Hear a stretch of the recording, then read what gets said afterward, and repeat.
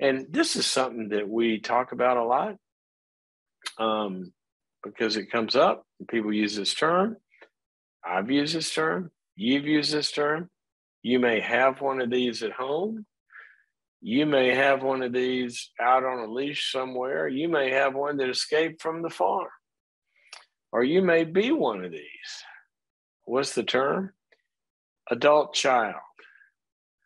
You hear that all the time, right? Well, I've got 2 adult children. Now, let's hop into the meaning of words here for a minute. What in God's creation is an adult child? Well, first thing I think of is Gilda Radner on Saturday Night Live. Remember, she was a child psychiatrist. So she was an adult, but she was dressed up like a little girl and sat on the desk and swung her feet like a little girl, and her little, is it Bobby socks? Is that what you call it? That's not what we are talking about. What we're talking about is somebody that's over the age of whom we would normally call somebody an adult. Now that's debated, or discussed or disagreed on. I kind of think it's somewhere in that range of 18 to 21. I think it's a really interesting term if you are a theological type. You always hear the term thrown around, the age of accountability. Well, what the heck is that? I mean, I think we start being accountable in some ways, kind of around toddlerhood, but legally, it happens a little later, right? But psychologically, what does that mean? What is it? If you're a faith person, what does the age of accountability actually mean? Well, that term is never in the Bible anywhere. There are traditions. There were rabbinical traditions that started about the 10th or 11th century, I think, right about there, where they started having the bar mitzvah and the bat mitzvah. And that was when the child grows up, and at age 13, usually, they are launched into adulthood spiritually, where now you are, that's the bar mitzvah. Now you're a real adult. Well, you're not really an adult legally, at least not in this country. You can't do a bunch of things, but that was spiritually for the Jewish tradition starting in about that time. But that didn't really come from the Bible. That came from the rabbis later. So you go to the Bible, and what does it say? Well, it doesn't really say at any one particular age somebody becomes accountable in the big sense like a doctrine. But what it does say is in a few places, it looks like it kind of says at 20 years old, there is some sort of shift that God would make in how he would look at a person, whether they could, be responsible for certain choices they made and get to go, into the blessed place with other people that decided to go, or whether, some things about war, and just 20 years old. Well, that kind of fits. That's sort of the way we look at it, roughly, right? I've never quite understood myself how the difference is that they do at 18. But anyway, 21 is one that, that's as far as we would try to extend this thing, right? So let's just call it something in that range, and you can pick a number. But here's the issue. When does a person become an adult? Now, why is that relevant? Well, obviously, it has legal ramifications. They can enter into adult contracts with their country. They can decide to go sign up to serve their country. They can enter into other kinds of contracts. Would you say you must be 18 years of age in order to blah, blah, blah. At 21, they can finally buy themselves a glass of wine if they want. Other stuff, you can execute financial things at a certain age. But really, this is not a legal program, is it? This is a relationship psychology, faith, spirituality, functioning, performance, thriving, not thriving program. That's the kind of stuff we talk about. And so why does this age of accountability thing, this adulthood, come into play? Well, here's the deal. A lot of times people think as parents, they're raising children. You're not raising children. You don't have to raise a child. A child shows up at your door, a child. They're already raised as a child. That's what they are. They bring immaturity right in the package. What you're doing is you're raising an adult. That's the goal. And every bit of being a parent should include in that moment some sort of awareness of what I'm doing in this moment has huge implications for this child when they become an adult. And this is a moment of preparing them for that day. I was talking to some parents over the weekend. They said they went to this event that I was speaking at. They went to the event and they were talking about they left their kid at home for the first time. I said, well, how old's the kid? They said they were 16. It was like a big deal. And I said, wow, you you kind of got it right under the wire on the expiration date there. They go, they're not adults yet. I go, well, are you kidding me? Are you telling me that you would want to wait until they're adults before giving them the ability to develop the skills that they're going to need on that day? That's like giving somebody a driver's license and the keys to a car without ever putting them through driver's ed or without ever putting them through training. So what we're trying to do before we hand these keys off of adulthood to someone is making sure that they are adults on the day that we launch them into adulthood. That's the goal of parenting. We wrote a book called Boundaries with Kids. And I think there's a chapter, if this isn't right, it's kind of the way I think about it, something close to this. The chapter is entitled something like, It's All About the Future.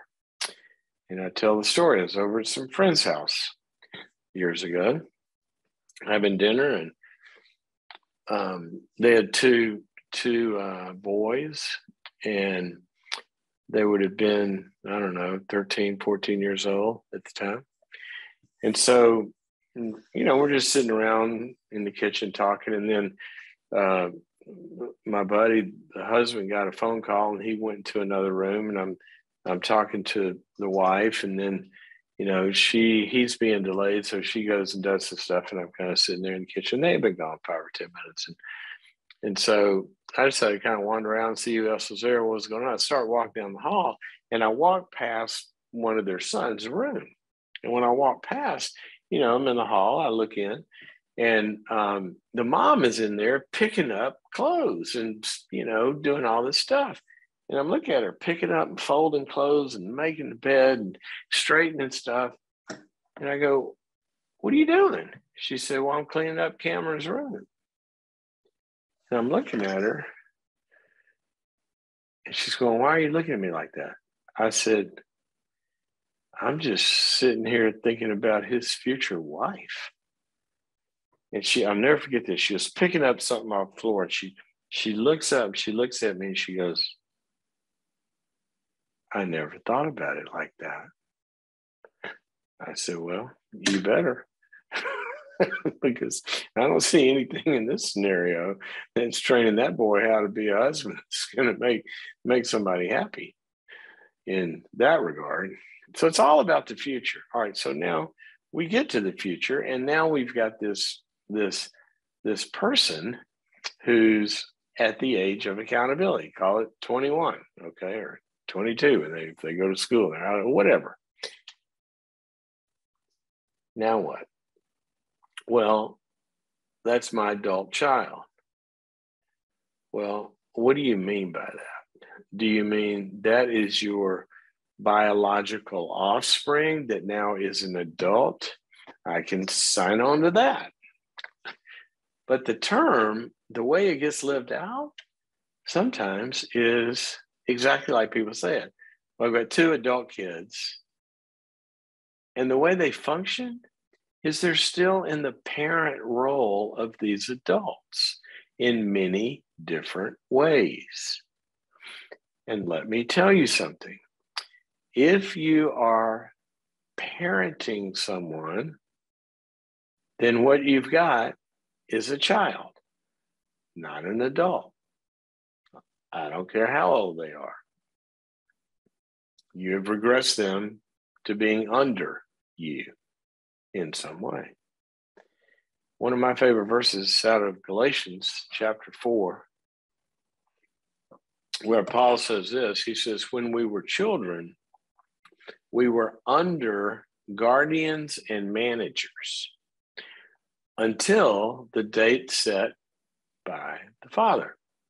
So in other words, the Father says, okay, you're an adult now, I launch you. You're no longer under me, right? Meaning what? Under, meaning I got management. I'm going to manage your life, and I'm going to guard you. I'm going to protect you. Protect you from, what do kids need protecting from? You know, don't run in the street. Don't do that. Don't do stuff it's going to get them in trouble. They need protection from poverty. They need protection from starvation. You know, they can't find their own food, right? They need protection from, you know, not having some shekels in their pocket. They also need protection from not only doing stuff they're not ready to do, like wanting to, you know, start drinking at 14 years old or driving the car, so they're not ready to do that. But they also need protection, and this is where you need to hear it, parents, or parents need to hear this or should hear this. They also need to be protected from regression. Every child needs to be protected or guarded from their own wish to be younger than they are. Every child, because that's how you get to be older, is being pushed into older tasks that you don't want to go into. You want to regress and suck your thumb and have mommy rock you. And she says, no, it's time to sleep in your own bed now. You can't come back into the womb. You can't come back into the, you know, I'm going to push you. I'm going to drop you off. It's good. I don't want to go to school. Sorry. See you later. Right. And so there's a guarding against regression and depending on you inappropriately.